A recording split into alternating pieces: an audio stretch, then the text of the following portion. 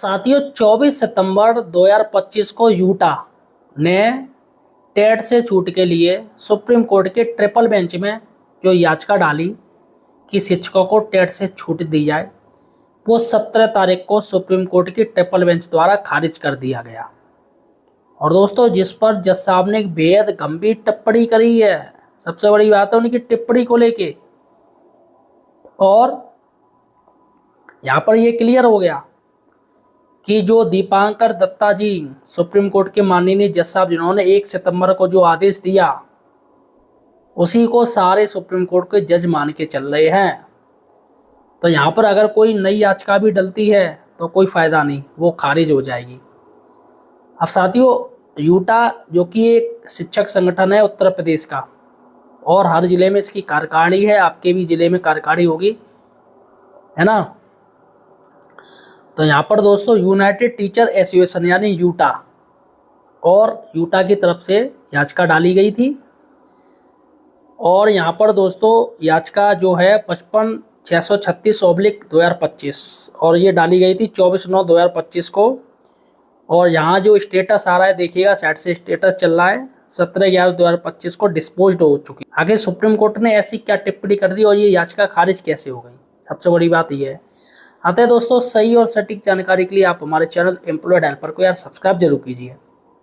जी हाँ साथियों, सही और सटीक जानकारी सिर्फ हमारे चैनल पर मिलेगी।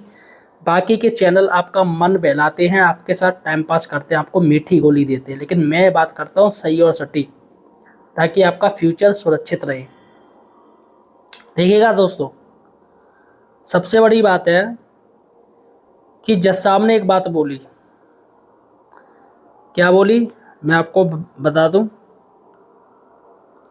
माननीय न्यायमूर्ति श्री पीवी नरसिम्हा जी ने कहा कि रिट पिटीशन में जो कुछ भी कहा गया वह न्यायमूर्ति श्री दत्ता, ध्यान दीजिएगा, न्यायमूर्ति श्री दत्ता के जजमेंट के पैरा 214 से 218 में डिसाइड हो चुका है। और उसे पढ़ने के बाद क्या बोला है मालूम जज साहब क्या बोले हैं? जज साहब इंग्लिश में बोले, वैसे भी सुप्रीम कोर्ट की जो लैंग्वेज है वो इंग्लिश रहती है। We can't even touch the writ petition, यानी यह लाइन ऑर्डर में लिख कर आएगा। साफ साफ ये जो ऑर्डर है इसमें ये लाइन लिख के आएगी, अभी ऑर्डर आया नहीं है फाइनल। साथ पैरा 214 से 218 पढ़ने के बाद मैं कोई रिट पिटीशन छू भी नहीं सकता हूँ, ऐसा न्यायमूर्ति ने कहा है। यानी कि उन्होंने सीधा कह दिया कि पैरा 214 से 218 पढ़ने के बाद मैं इसका जजमेंट नहीं दे सकता हूँ, क्योंकि दत्ता जी दे चुके हैं।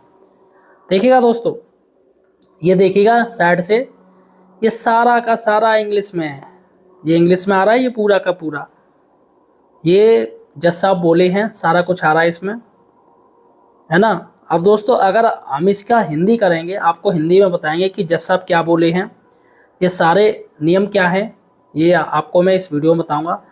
चलेगा दोस्तों, हम सीधे इसकी हिंदी करते हैं, और हिंदी हम कर चुके हैं। तो यहाँ पर मैं एक लाइन से हिंदी में पढ़ रहा हूँ, सुनिएगा।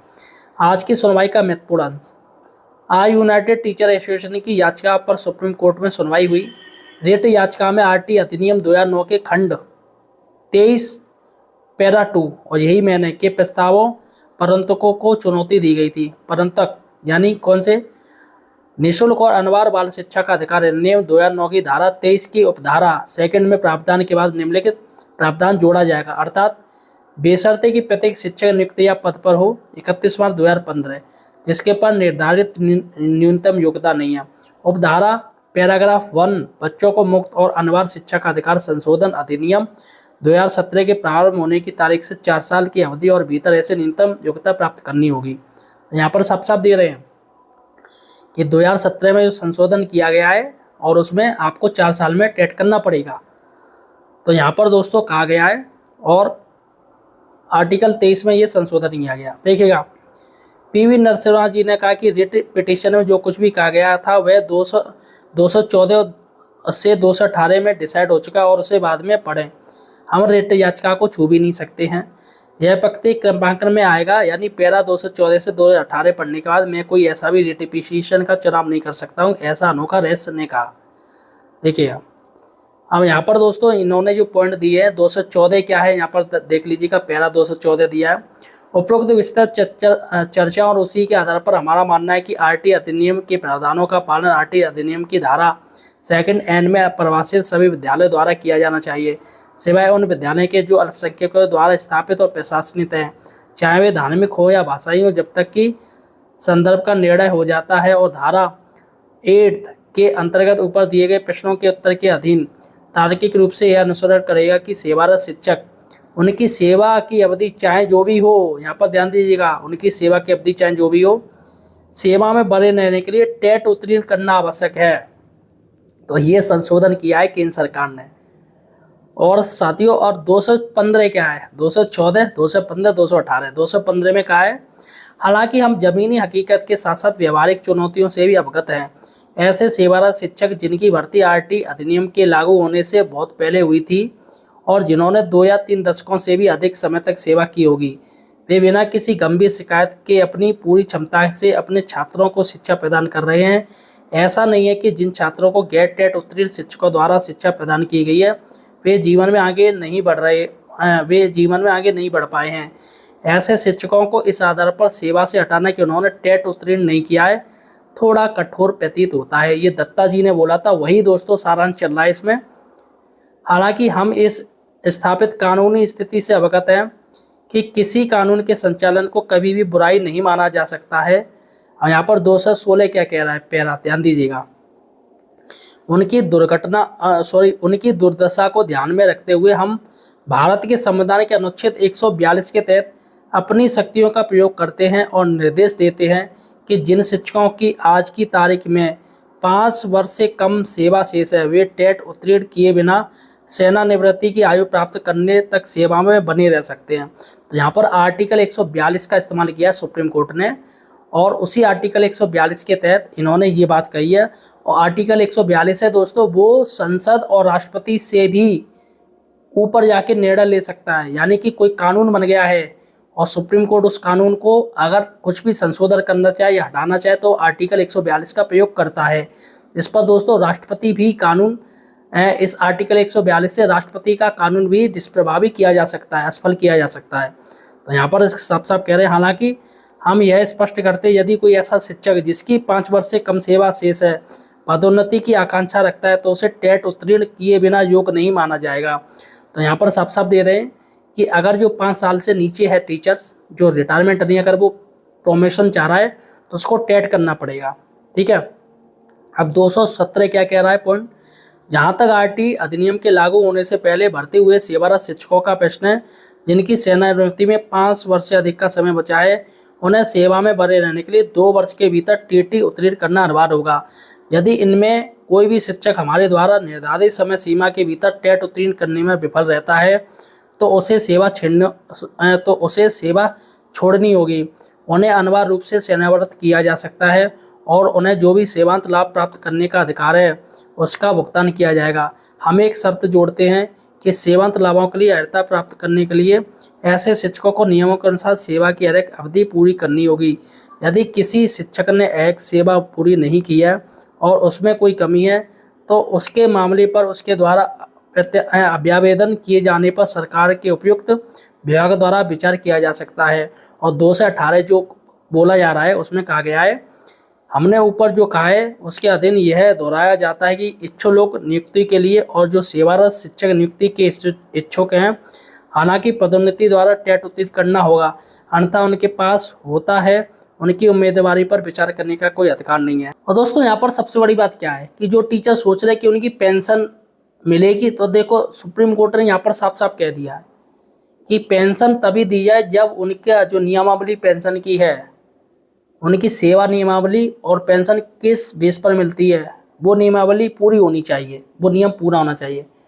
लेकिन अगर सरकार बर्खास्त करती है, मान के चलेगा एक चांस सरकार बर्खास्त करती है तो यहाँ पर दोस्तों पेंशन नहीं मिलेगी, क्योंकि बर्खास्त करने पर पेंशन का नियम है ही नहीं है, पूरी सेवा होनी चाहिए। अब सरकार का कहना है कि 25 साल की या 20 साल की सेवा पूरी होनी चाहिए, उसमें भी दोस्तों नियम घूस रखे इन्होंने कि कोई टीचर के ऊपर कार्रवाई नहीं होनी चाहिए या बर्खास्त नहीं किया जाना चाहिए।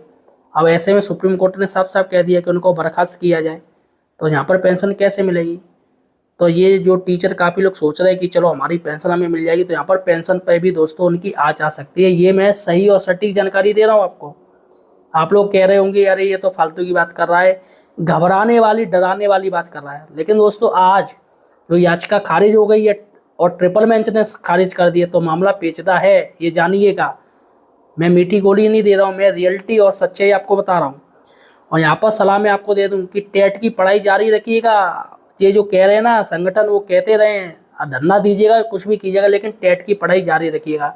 लेकिन दोस्तों सरकार ने भी शिक्षकों को पढ़ने नहीं दे रही है, कहीं बीएलओ का कार्य कर रही है, कहीं ये काम ले रही है, कहीं वो काम ले रही है। इतनी ज़्यादा काम की बाढ़ कर दी है, इतनी ज़्यादा कि शिक्षक सोच रहा है कि कब पढ़ें और कब विभागीय काम करें। तो यहाँ पर दोस्तों सबसे बड़ी बात है कि सरकार पता नहीं क्या चाह रही है, पढ़ने नहीं दे रही, ऊपर से बिहार में जिस तरीके से बीजेपी सरकार की वापसी हुई है, तो सरकार और ज़्यादा ट्रेबल हो गई है दोस्तों। तो यहाँ पर एक तो दिक्कत है दोस्तों कि आपको मेहनत करनी पड़ेगी। और यहाँ पर एक मैसेज आया है, यूटा की रेट खारिज होना सिर्फ एक कानूनी घटना नहीं, हम यह सभी नॉन टेट शिक्षकों के लिए खतरे की घंटी है। ठीक है, एक मैसेज ध्यान से मैं पढ़ रहा हूँ, सुनिएगा। यह साफ संकेत है कि हमारा मुद्दा अब अदालतों की चौखट पर नहीं बल्कि सड़क से संसद तक की लड़ाई बनने जा रहा है। जिस आर्टिकल को चुनौती दी गई थी वह अब और मजबूत होकर लौट आया है और इससे सरकार व एनसीटी की कठोरता भी बढ़ेगी। ये तो बात सही है, लेकिन क्या इसका मतलब यह है कि प्रयास व्यर्थ था? बिल्कुल नहीं, आपका प्रयास व्यर्थ नहीं है। प्रयास कभी असफल नहीं होता है, वह दिशा दिखाता है। यूटा ने जो किया वह हिम्मत का काम था, गलती प्रयास की नहीं व्यवस्था की कठोरता की है। ध्यान दीजिएगा। आप आज जो साथी इस हार से खुश हो रहे हैं उन्हें याद रखना चाहिए। क्या? जो टीचर खुश हो रहे हैं ना कि चलो ये पुरानी टीचर टेट देंगे, लेकिन उन्हें ये याद रखना चाहिए क्या, अगर आज मेरे घर में आग लगी है तो कल किसी और का नंबर भी लग सकता है। ये ध्यान लीजिएगा, इसलिए खुश होने की ज़रूरत नहीं है। टेट की अनिवार्यता की तलवार अब हर शिक्षक के ऊपर बराबर लटकी है। अब समय कि हम अपनी व्यक्तिगत सोच छोड़कर एकजुट हो। यह लड़ाई किसी संगठन, किसी व्यक्ति, किसी गुट की नहीं, यह हर शिक्षक की है। अब अदालत नहीं सड़क ही समाधान है, अब तर्क नहीं संसद तक हमारी आवाज़ ही रास्ता है, अब इंतजार नहीं एकजुट होकर प्रतिरोध ही विकल्प है। साफ है, जब तक संसद में अध्यादेश नहीं आएगा तब तक टेट अनिवार्यता से मुक्ति संभव नहीं है। ये कटु सत्य है जिसे आप लोगों को मानना चाहिए। और संसद तक हमारी पुकार तभी पहुंचेगी जब हम अपनी संख्या, अपनी पीड़ा और अपनी ताकत दिखाएंगे। 24 नवंबर सिर्फ एक तारीख नहीं, यह हमारा स्वाभिमान दिवस है।